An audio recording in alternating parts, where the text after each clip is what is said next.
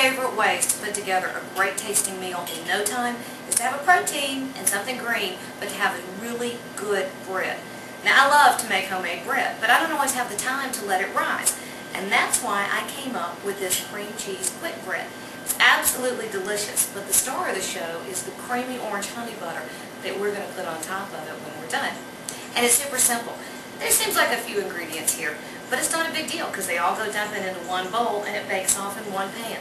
You don't even have to mess with yeast or rise times on this one. So in my bowl, what I have is a 1/4 cup of butter and 8 ounces of cream cheese. And again, I'm going to let the mixer do most of the work for me. I mean, if you want to do it by hand, that's fine. I've got no problem, but I'm lazy. Making sure it all gets out of my little whisker. It gets beaten up and real creamy.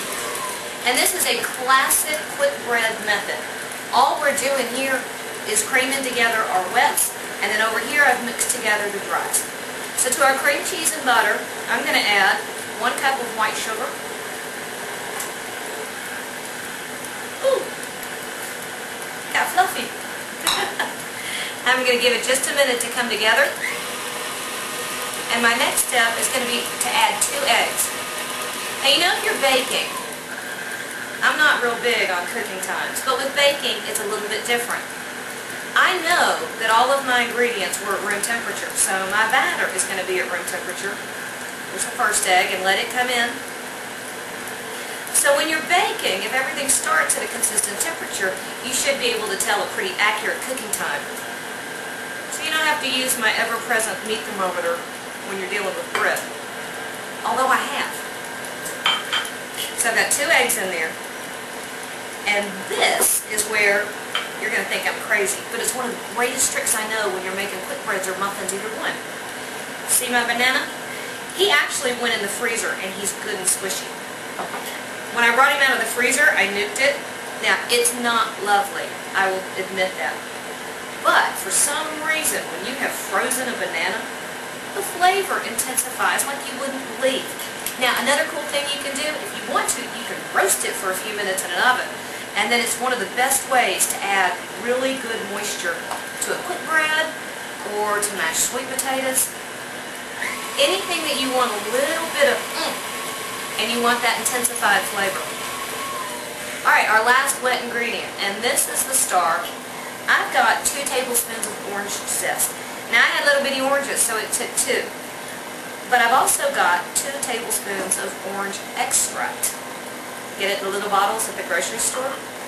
And it's really something wonderful to work with. So he goes in there too. And then finally, I'm going to turn this off because I don't want to end up wearing the flour. Actually, you know what? I'm going to scrape down my bowl first. It's one of the best things. I remember my grandmother telling me to scrape down the bowl because you wanted all the flavor in your batter. So let's do that. I'm going to turn it up real well. You want this part well creamed together before you put your dry ingredients in there. There it goes. Because you don't want to overmix once the dry is in. If you overmix it at that point, you will have developed the gluten too much in the flour. That's the protein that makes all breads rise. The gluten forms a little network, and that's lovely. But you'll make it tough if you're not careful. You don't want too much gluten to form. You just want enough so that your baking soda and baking powder have somewhere to go. That's where you get your lift. Now in here, I'm going to wear it anyway. In here, I had 2½ cups of all-purpose flour. I had a teaspoon of baking soda, a teaspoon of salt, and a teaspoon of baking powder. And those are going to give me the lift. So I just want this to barely come together. I'm actually going to stop and scrape down so that I don't end up over-mixing before it all comes together. Let's get him off my whisk. I love my mixer, but I do say there should be an ingredient quick release on some sort of whisk. Either that or I should probably use a paddle attachment that was designed to do that. Alright, there we go. That is, oh, almost. See? This That's why you want a really well-equipped kitchen. But it also goes to show, you know, if you don't have all the perfect tools, it's not that big a deal. You can usually make it happen anyway. Okay, there we go. Now I'm happy. Alright, so all I'm going to do, after I get it off my whisk, is transfer this to a 9x5 loaf pan. Now, I baked this off a couple days ago, and I actually didn't have the right size loaf pan. I think it was probably sitting in the dishwasher where most of my dishes end up. That's where they live. And I overflowed it. It was too much. So make sure you've got the right size loaf pan, or simply underfill it. You know, scoop out 4 muffins and go with 4 muffins in addition. So I have buttered and floured my loaf pan. Come here, baby. There we go. I've got my oven preheated to 350 degrees. And I do have an oven thermometer. Figure it's a lot easier to get good results when you're baking or cooking, either one, if you know what your exact temperatures are. So I love my thermometers. Here we go. Got this beautiful sticky dough. I tell you, it smells like an orange grove. Alright, so everybody's in the pan. He's going to go in the sauna for about an hour to an hour and 10 minutes. You're looking for a beautiful golden crusty top. You know, you don't even taste the banana, but that orange extract really just, it perfumes it. It's gorgeous. So I'm going to bake this off, and I'll be back in just a minute, and I'll show you what it looks like when we get that honey butter going. Alright, we've got our bread baking off, and in here we've got what is really going to make this out of this world. Now in here I've got about 4 ounces of cream cheese. I've got half a stick of butter. We're going to start creaming this together. I'm about to do some evil stuff here. I've got about 3 tablespoons of honey.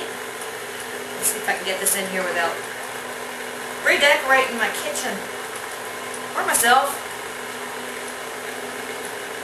Yeah, I got most of it.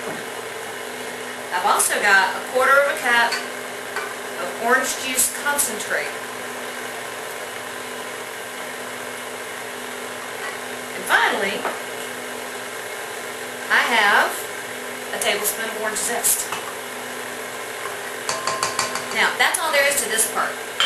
Really, really easy. So I'm going to dump it over here in my bowl, and when the bread comes out, I'll show you both of them together. Alright, now I covered this with foil for about the last 20 minutes of baking because it was starting to get a little darker than I wanted on the top. But, check this out. And you can't tell me that if you put this on the table, as one of your side dishes, that you won't be everybody's new favorite person. I don't know if you can see that, but the fragrance is amazing, redolent of the oranges, and the texture is beautiful.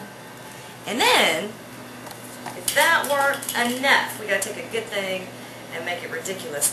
Now, if you want to chill your honey butter a little more, that's fine.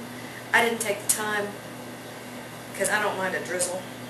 And there is something wonderful about warm bread.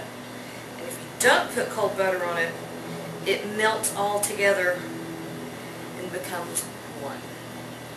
So, pull off a little of that.